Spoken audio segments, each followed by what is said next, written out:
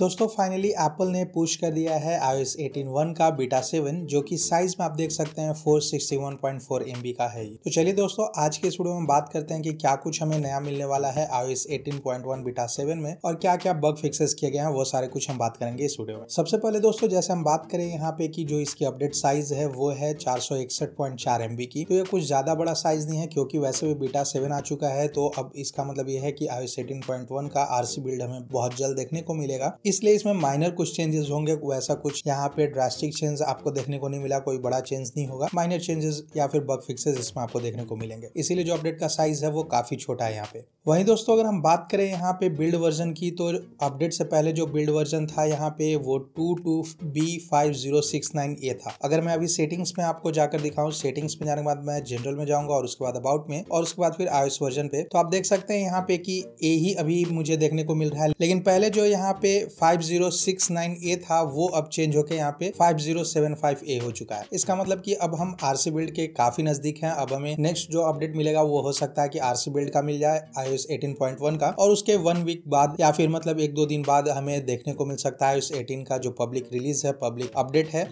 वो हमें देखने को मिल जाएगा। दोस्तों हम बात करें यहाँ पे अवेलेबल स्टोरेज की, तो अवेलेबल स्टोरेज हमें यहाँ पे 228.24 GB मेरा है अपडेट के बाद।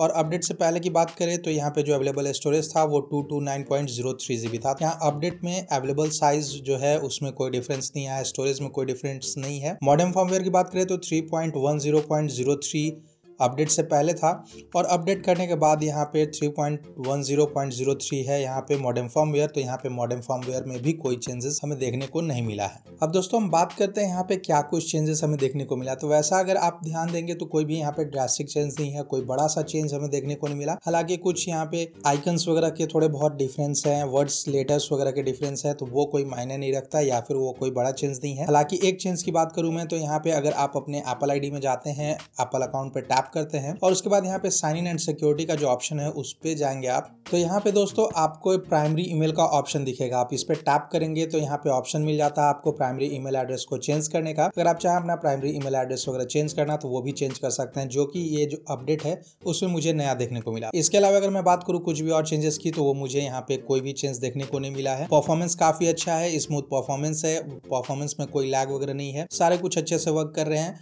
और जाहिर सी बात है कि ये RC से काफ़ी नज़दीक वाला अपडेट है, तो इसमें केवल बग फिक्सेस वगैरह किए गए हैं, वैसा कुछ ज़्यादा चेंजेस नहीं है। कंट्रोल सेंटर्स आप देख सकते हैं काफ़ी स्मूथली वर्क कर रहा है। इवन कि हमें यहाँ पे ये तो iOS 18.1 के अपडेट में आपको ये मिलेगा जो कि वाईफाई टॉगल्स वगैरह हैं, कुछ इस तरह से देखने को मिलेंगे। आप इवन की वाईफाई भी अलग से ऐड कर सकते हैं, वाईफाई टॉगल्स वगैरह ऐड कर पाएंगे। तो ये सारी चीज़ें आपको iOS 18.1 में देखने को मिलेगी। साथ ही दोस्तों अब आप अपने iOS 18.1 का जैसे आपको अपडेट मिलेगा, आप अपने आईफोन में सारा कुछ यहाँ पे जैसे जो कॉल रिकॉर्डिंग का जो फीचर है वो सारे आईफोन्स में आप एक्सेस कर पाएंगे। इसके अलावा दोस्तों यहाँ पे जनरल फिक्सेस दिखाए गए हैं, क्या क्या यहाँ पे फिक्स किए गए हैं वो सारी चीजें। रिजॉल्व इश्यूज में आप देख सकते हैं, कैमरा कंट्रोल में एक और चीज थी दोस्तों यहाँ पे कि अगर मैक्रो मोड में यहाँ पे वीडियोस को रिकॉर्ड किया जाता था पहले तो वो काफी लैग करता था या फिर कैमरा ऐप यहाँ पे हैंग होता था, वो सारी चीजें यहाँ पे फिक्स कर दी गई हैं। अब आप आसानी से मैक्रो मोड में भी या फिर मैक्रो के साथ वीडियो को रिकॉर्ड कर पाएंगे और इसमें आपको कोई प्रॉब्लम देखने को नहीं मिलेगी। तो ये iOS 18.1 का जो बीटा 7 है उसमें ये जो मैक्रो कंट्रोल वाला जो फीचर था, मैक्रो मोड में जो वीडियो रिकॉर्डिंग का एरर आ रहा था, कैमरा लैग करता था, वो सारी चीज़ें फिक्स कर दी गई हैं।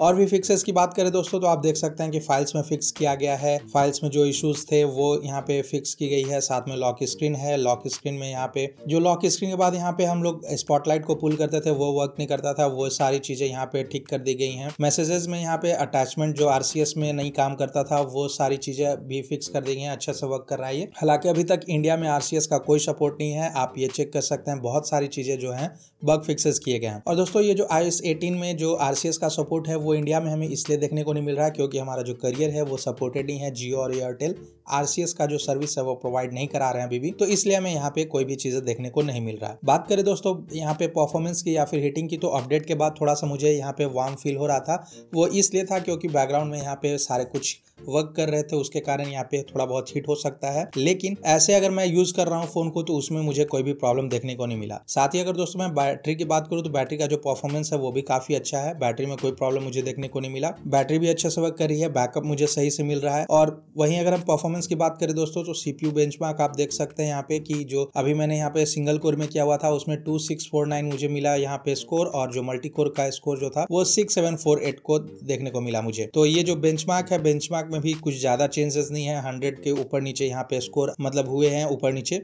इसमें भी कोई ज्यादा अंतर देखने को नहीं मिला है। तो दोस्तों ये जो अपडेट था बेसिकली सिर्फ बग फिक्सेस के लिए था ताकि यहाँ पे RC बिल्ड पुश किया जा सके, और उसके अलावा कोई भी मुझे यहाँ पे चेंज देखने को नहीं मिला। अभी दोस्तों हम जैसे बात करें अगर ये जो फाइनल रिलीज है ये iOS 18.1 का, तो हमें यहाँ पे हो सकता है कि 21 या फिर 22 को यहाँ पे हमें RC बिल्ड देखने को मिले, और उसके बाद यहाँ 28 की रात में हमें यहाँ पे हो सकता है कि जो iOS 18.1 का जो पब्लिक रिलीज है वो सारे लोगों को मिल जाए। और उसके बाद दोस्तों आप अपने सपोर्टेड आईफोन्स में जैसे आईफोन 15 प्रो और प्रो मैक्स और 16 सीरीज के सारे डिवाइसेस में एप्पल इंटेलिजेंस को फाइनली यूज कर पाएंगे। तो 28 का जो डेट है एज अ यहाँ पे जैसे बहुत सारे लोगों ने यहाँ पे लीक्स भी किया था और बहुत सारे लोगों ने सजेस्ट किया था कि ये 28 को यहाँ पे हमें iOS 18.1 का जो रिलीज है अपडेट है वो देखने को मिलेगा।